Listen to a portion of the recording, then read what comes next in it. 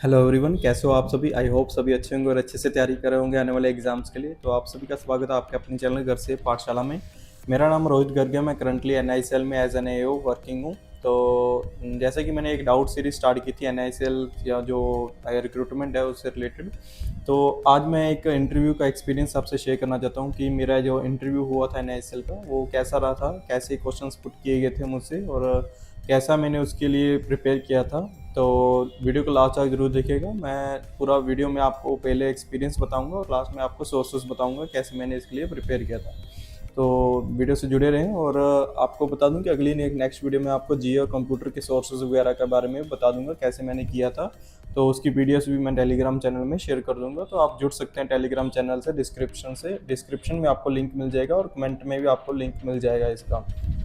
तो आप उससे जुड़ सकते हैं और जो भी डाउट्स वीडियोस रहेंगे आपको डायरेक्टली मिल सकते हैं वहाँ से। तो शुरू करते हैं वीडियो को। तो ये वीडियो है इंटरव्यू एक्सपीरियंस से रिलेटेड। तो मेरा जो इंटरव्यू हुआ था वो दिल्ली आरओ में हुआ था। एनएससीएल का जो आरओ है दिल्ली का, वहाँ पे हुआ था।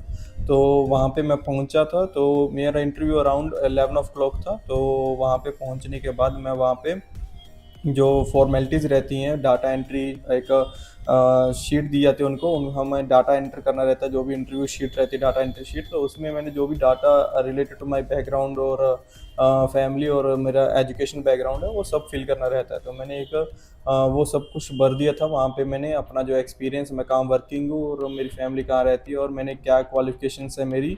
तो जैसे मैंने एम कॉम और बी कॉम किया हुआ था, तो मेरा जो भी डाटा था मैंने उसमें भर दिया था कि मैंने एम कॉम भी किया हुआ है।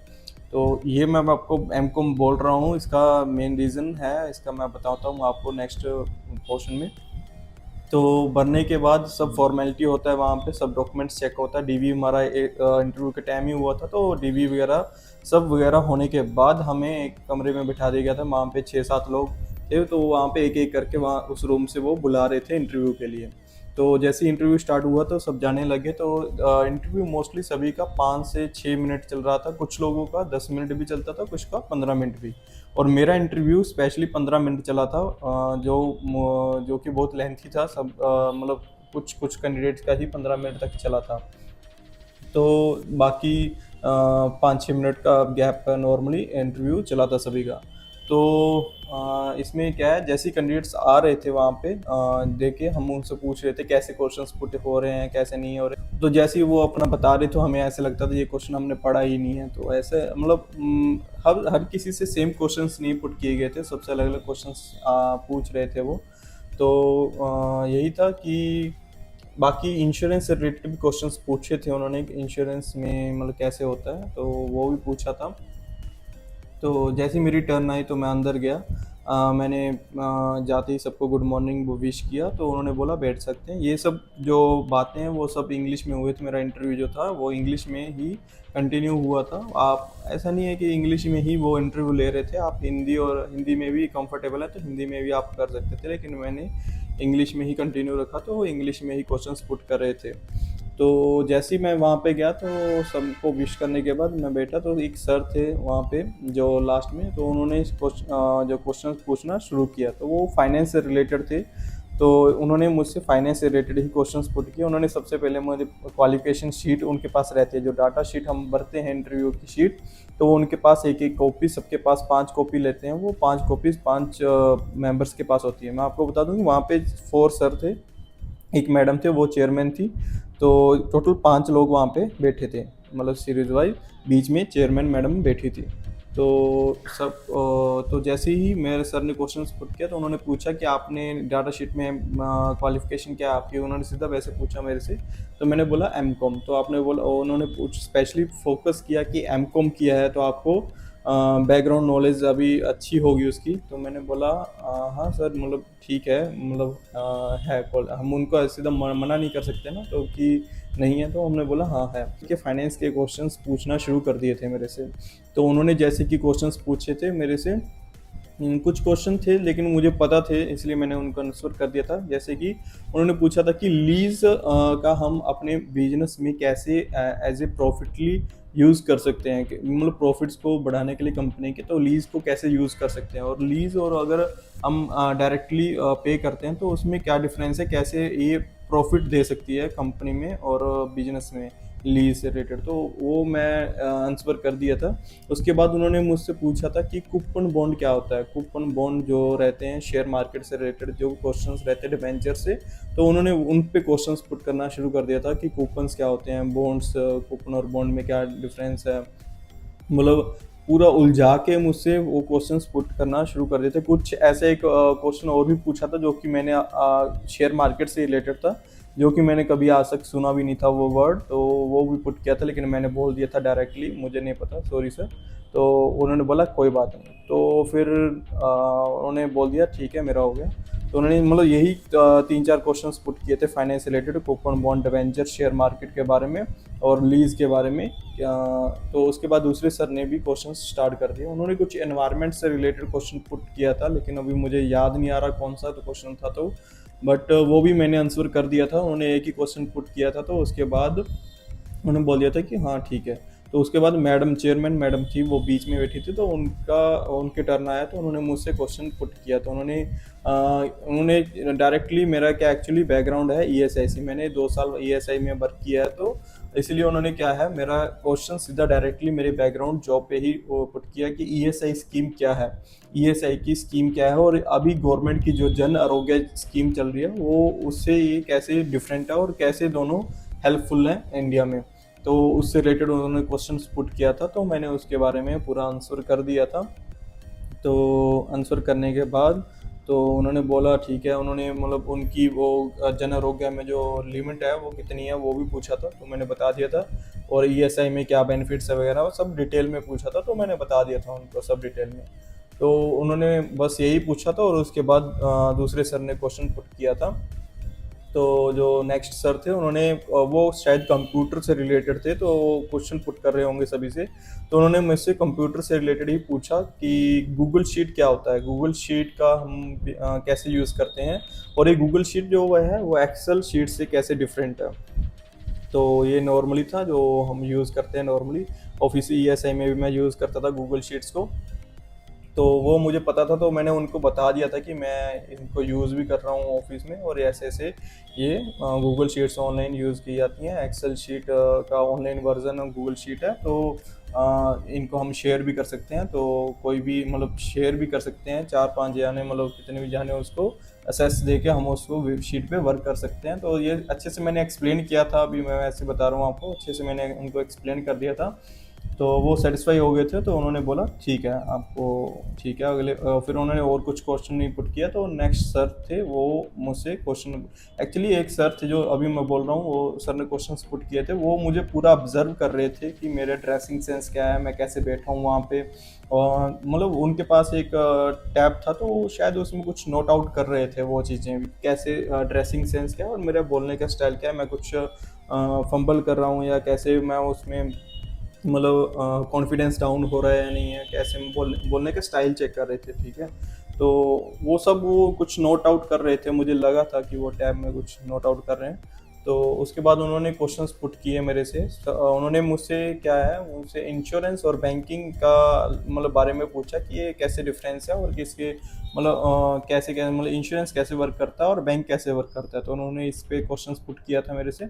और उसके बाद एक क्वेश्चन और पुट किया था उन्होंने मुझसे सीएसआर के बारे में, कॉर्पोरेट सोशल रिस्पॉन्सिबिलिटी रहता है उसके बारे में। एक्चुअली ये क्वेश्चन था कि मैं एक्चुअली इतना मतलब थोड़ा सा कॉन्फिडेंस नहीं है कि एक्चुअली वो घबराहट सी होती है ना थोड़ा सा इंटरव्यू के टाइम, तो मुझे एक तरह से उसका जो फुल फॉर्म है ना कॉर्पोरेट सोशल रिस्पॉन्सिबिलिटी, तो मुझे याद नहीं आ रहा था कि इसका फुल फॉर्म क्या है। तो फिर मैं उनको बता नहीं पाया, लेकिन मैंने उनको डेफिनेशन बताया था कि हम कोई कंपनी है वो सोशल रिस्पॉन्सिबिलिटी के लिए अपना कुछ पैसा वहाँ पे सोशल रिस्पॉन्सिबिलिटी कुछ सोशल वेलफेयर स्कीम्स में, स्कीम नॉट स्कीम मतलब सोशल थिंग्स में लगाती है कंपनी, ताकि सोशल वेलफेयर हो सके। तो उन्होंने कुछ रेट भी पूछा था, इसका रेट 2% था, लेकिन उस टाइम पे मुझे पता था 2% है, बट कुछ भी सब ब्लैंक हो जाता है ना माइंड, तो वैसे ही मेरा ब्लैंक हो गया था कि मुझे पता है, लेकिन फिर भी मुझे कॉन्फिडेंस नहीं आ रहा कि इसका आंसर यही है। तो फिर मैं उनको एक्चुअली मैंने गड़बड़ कर दी थी कि मैंने उनको पूछ लिया कि can I guess for this rate then. तो उन्होंने बोला कि आप गैस मत करिए, अगर आपको कॉन्फिडेंस है तो मुझे बता दीजिए वरना रहने दीजिए। तो फिर मैंने छोड़ दिया। मुझे पता था 2% है, लेकिन फिर भी मैंने कॉन्फिडेंस नहीं था तो मैंने बोल दिया ठीक है सर, मतलब मैंने बताया नहीं उनको। तो यही था बस, यही सब क्वेश्चंस पुट करने के बाद उन्होंने बोला ठीक है आपका इंटरव्यू हो गया है, आप जा सकते हैं। तो यही सब होने के बाद जैसे ही मैं बाहर आ गया तो उन्होंने कुछ स्वीट्स वगैरह भी दिए हमें, बॉक्स दिया हमें, मतलब स्वीट का बॉक्स था, स्मॉल बॉक्स। तो यही इंटरव्यू होने के बाद फिर मैं वापस आ गया था। तो यही था, बाकी लेकिन मुझे लगा था कि मैं कुछ क्वेश्चंस में अटका था, कॉन्फिडेंसली मैंने आंसर नहीं दिया, बट मुझे लगा कि मेरा इंटरव्यू ख़राब गया। लेकिन बाद में मुझे, जब मैं बाहर आया तो मुझे कैंडिडेट्स ने बोला कि आपका इंटरव्यू 15 मिनट तक चला, आपका लॉन्ग इंटरव्यू चला है आपका। ये था कि यही इंटरव्यू एक्सपीरियंस था मेरा।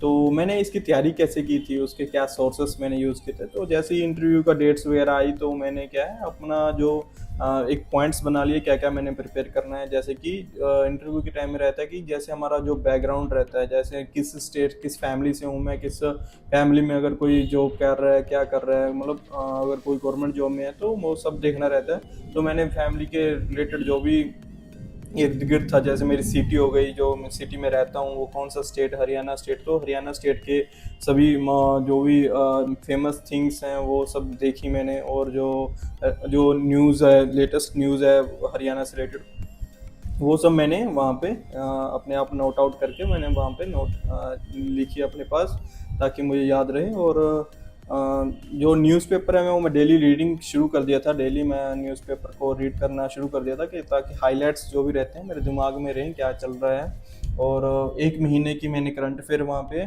पढ़नी शुरू कर दी थी। 1 महीने की मतलब 1 महीना नहीं, 20-25 दिन मैंने की होगी करंट अफेयर नॉर्मली। एक बार मैंने वीडियोस देखी थी।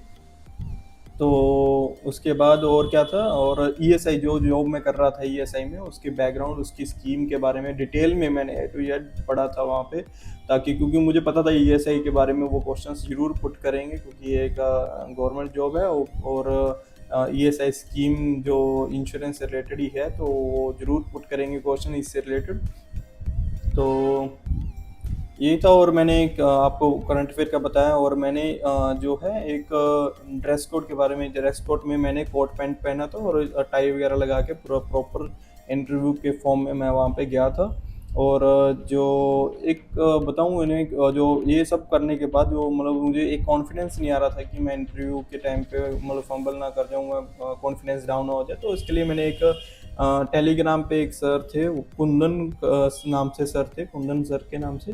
तो उनका मैंने एक मतलब जो पेड रहता है उनको ज्वाइन किया था। तो वो डेली क्या है, कुछ कैंडिडेट्स का डेली वो इंटरव्यू कंडक्ट करते थे, वो भी क्वेश्चन पुट करते थे, उनका आंसर देते थे हम, ताकि हमें थोड़ा कॉन्फिडेंस आ सके अंदर से कि हम इंटरव्यू में वहाँ पे। लेकिन वो जो एक्सपीरियंस रहता है, बट जो इंटरव्यू का केबिन रहता है, आप अंदर एंटर करेंगे, वो अलग ही एक्सपीरियंस रहता है, वो उससे कभी मैच नहीं हो पाएगा। लेकिन फिर भी थोड़ा बहुत मैं बोलूँ, मेरे को हेल्पफुल रहा था वो लाइव वीडियोस जो भी इंटरव्यू हुए थे, थोड़ा बहुत मुझे कॉन्फिडेंस आया था। लेकिन फिर भी आपको बोलूँगा कि वो आप वैसे भी यूट्यूब वगैरह में देख के या खुद से भी आप वीडियो रिकॉर्ड करके आप कर सकते हैं, वो भी कॉन्फिडेंस आप गेन कर सकते हैं। आप वीडियोस या किसी अपने रिलेटिव्स या ब्रदर व सिस्टर को बोल के आप इंटरव्यू, लाइव इंटरव्यू करके आप प्रैक्टिस कर सकते हैं।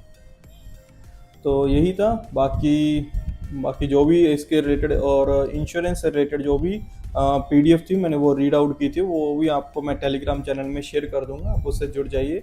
टेलीग्राम चैनल का डिस्क्रिप्शन में आपको लिंक मिल जाएगा, आप उससे कनेक्ट हो जाइए, ताकि मैं आपको जो भी पीडीएफ शेयर करूँगा वो आपको मिल जाए।